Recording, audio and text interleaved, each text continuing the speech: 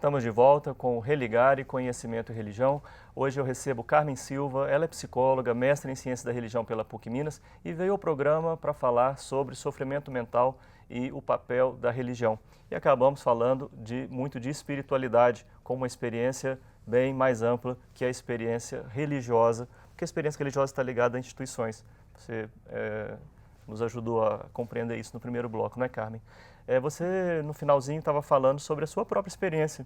Como é que pessoas, né, que vão procurar a psicóloga Carmen Silva falam sobre a validade, perguntam, né, pela validade das experiências religiosas. Como é que essa leitura do Viktor Frankl, esses seus estudos sobre religião, ajudam a orientar essa questão? Antes mesmo do conhecimento da teoria do Viktor Frankl, eu vivenciava muito essas perguntas. Você acredita em Deus? Né? O que você acha que Deus pode ter, essa resposta que eu encontrei na igreja, você acha que isso é válido? Será que o meu pastor está me orientando direito? Será que o meu padre está me orientando direito? Será que isso realmente vai me ajudar? Será que é por aí mesmo que eu tenho que seguir? Eu ouvi muitas essas perguntas. Eu ficava me questionando até que ponto, apesar de ter aí uma crítica freudiana na minha formação, até que ponto era válido eu dizer para aquela pessoa que, em teoria, na teoria que eu estudei, aquilo não era plausível, não era aceitável. Aquilo era uma imaturidade se a pessoa chegava com aquela resposta e aquela resposta dava tanta sustentação para ela, né? Então, eu comecei a me questionar até que ponto valia a pena eu dizer isso para essas pessoas e até que ponto eu não estaria desestruturando essas pessoas. E aí eu estaria fazendo um desserviço, na verdade, né, com relação à minha profissão. Sua orientação hoje é mais por acolher e... Exatamente. Hoje, quando me trazem essa experiência do religioso, eu tento trabalhar com o paciente o que ele acha válido disso, né, e como que ele deve, o tanto que é importante ele valorizar essas experiências que dão apoio para ele. Porque Sim. Não é só a psicologia que pode ser um apoio. Às vezes, em coisas menos complexas, não desmerecendo a questão religiosa, obviamente que não, mas às vezes em situações menos complexas, o apoio de um pastor, de um padre, pode ser fundamental. E às vezes até que eu chegue a trabalhar isso no atendimento, isso já apoiou a pessoa e Sim. Ela já conseguiu caminhar. Até mesmo em outras experiências religiosas, né, por exemplo, matriz africana, há pessoas que consultam muito, né, o pai, a mãe, né, no terreiro para se orientar, como o católico procura orientação com o padre, o evangélico procura orientação com o pastor. Temos tantos gurus também. Sim, né? Eu vejo assim que há aspectos se for pensar a história do ser humano, a psicologia é muito recente, a psicanálise tem em torno de 100 anos, 100 e poucos anos. E antes o que tínhamos eram essas lideranças religiosas, né, orientando as pessoas. E as pessoas viviam e o mundo caminhava, e aí eu fico me questionando até que ponto que eu, enquanto psicóloga, ou às vezes enquanto orientada pela psicanálise, vou me achar a dona da verdade, de tirar a sustentação dessas pessoas. Sim.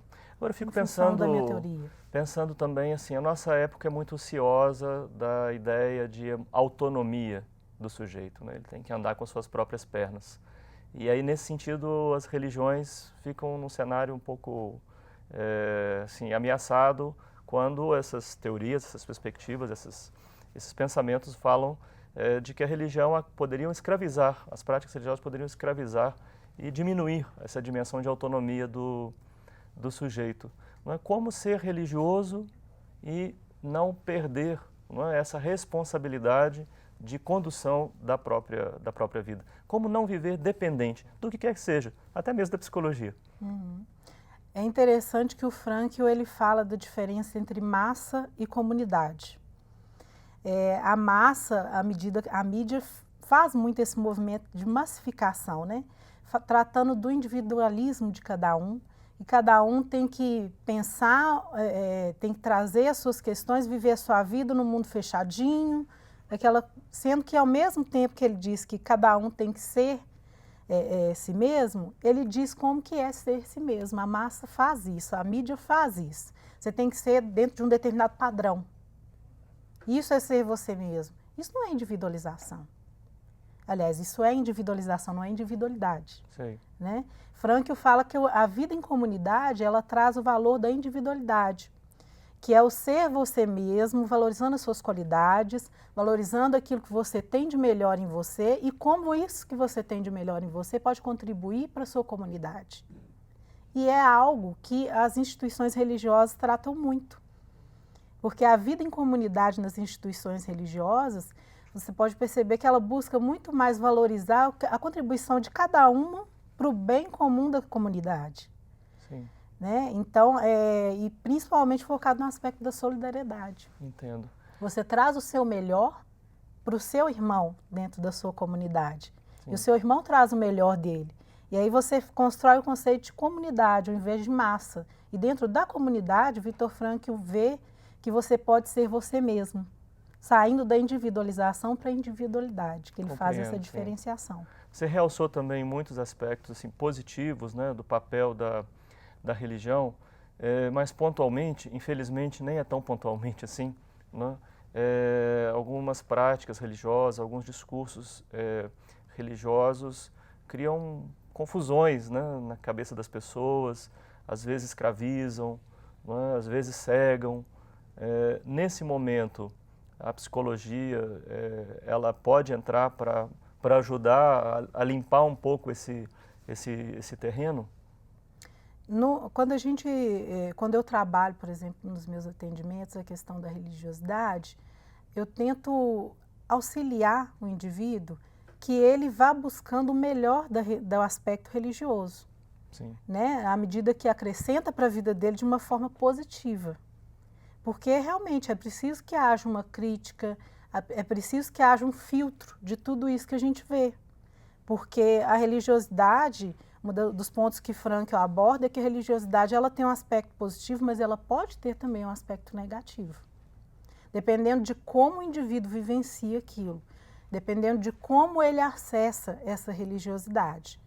Se ele acessa trazendo isso para valores importantes para ele, ela pode ser libertadora. Mas se ele não consegue encontrar dentro dele valores importantes que vão de encontro com esses aspectos religiosos, ele pode trazer para ele sentimento de culpa, dor, entre vários outros problemas que ele pode causar para a vida dele. Era exatamente isso que eu pensava, né? Temos também alguns aspectos negativos sobre os quais a gente precisa falar. Sim. Mas, Carmen, você falou do Viktor Frankl, aquele contexto de guerra, a partir de onde ele começa a pensar a sua teoria, não é isso? Sim. Hoje, não vivemos aquela guerra, vivemos outras guerras, vivemos outros problemas. Como atualizar, não é, essa problemática do sentido no contexto da contemporaneidade, que foi um horizonte que você demarcou também na sua pesquisa sob orientação da professora Anete Roese, né, lá do programa de pós-graduação em Ciência da Religião da PUC Minas. Hoje, o que a gente pôde perceber após a guerra e as construções que tiveram depois da guerra em termos científicos, é que a ciência dar todas as respostas, como a gente vê hoje como válido, deixou muitos, como é que eu posso dizer, buracos mesmo, em termos de sentido para o ser humano. Porque hoje você tem uma resposta, daqui a 15 dias aquela resposta não é mais válida. Passamos um tempo com o mito da ciência que tudo resolvia, né? E daí, por exemplo, há 15 dias já não é aquilo mais, aquilo já não é resposta para aquela questão. E que o ser humano ficaria desnorteado se hoje ele tem uma certeza e daí a tantos dias ele já não tem mais nenhuma certeza daquilo que era para ele uma verdade. E isso, a ciência ela acabou se dizendo a dona da verdade, mas ela acabou por se contradizer ao trazer várias verdades. E aí ela trouxe esse desnorteamento para o ser humano. Isso é contemporâneo. Isso aí, apesar da questão lá da guerra, hoje em dia, a guerra é nesse sentido, né? Porque é uma guerra de verdades. E o ser humano está ali no meio, sem saber por onde que ele vai. E eu tempo todo escutando que o discurso científico é o discurso verdadeiro, mas um discurso que tem várias vertentes. E no que ele vai se ancorar? E isso traz um grande sofrimento. Isso traz o conflito, traz uma situação muito conflituosa para o ser humano. Sim. E não só no campo da ciência, porque o campo da política também está bem quente em relação às tantas tendências, não? Muito. E as pessoas se veem assim, por onde seguir? Se tudo é verdade, nada é verdade também, né? Mas parece que não há tempo nem há nenhuma possibilidade de voltarmos a uma ideia de uma verdade una e absoluta. Não... Sim, antigamente a igreja, bem antigamente a igreja dava esse sentido, né? Dava esse direcionamento. Mas um pouco desse resquício de buscar alguma coisa na religião ainda ficou. E nesse aspecto a religião pode ter algo positivo. Com sua contribuição.